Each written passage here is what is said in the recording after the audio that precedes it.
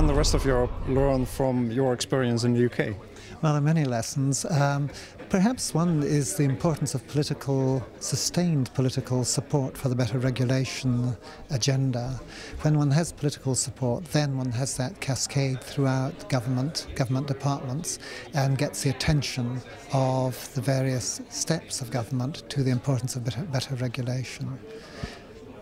One observation this morning was that there doesn't really seem to be a clear defined objective for having a better regulation strategy, except of course that it makes it easier for businesses and citizens in Europe to deal with the government.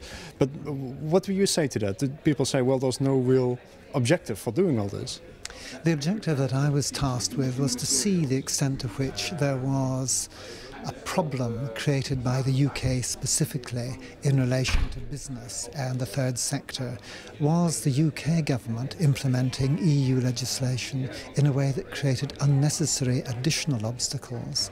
And what one's really trying to assess is there a risk that a member state in implementing the legislation can in some way create more hurdles? Now, if one does that exercise, identifies the hurdles, one can then remove unnecessary hurdles, sustain the real purpose of the regulation, but to avoid any unnecessary additional obstacles that can arise. Of course, you're a real specialist when it comes to UK regulation, but I'm sure you're also familiar with the better regulation debate, the Mendelsohn report. We talked about that yesterday over here.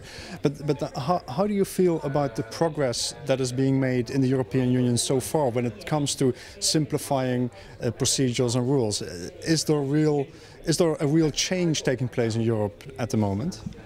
We have a saying that heaven rejoices when a sinner repents, and there's an element of that in the UK attitude, in that we feel that the EU has bought into the better regulation agenda that we've been pushing.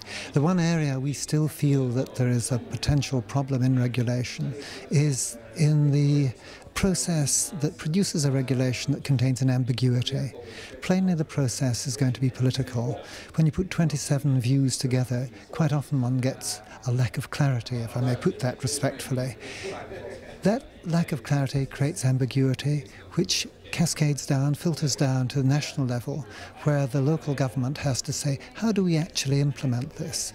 If we could move some of that ambiguity from the political process, that would be very helpful.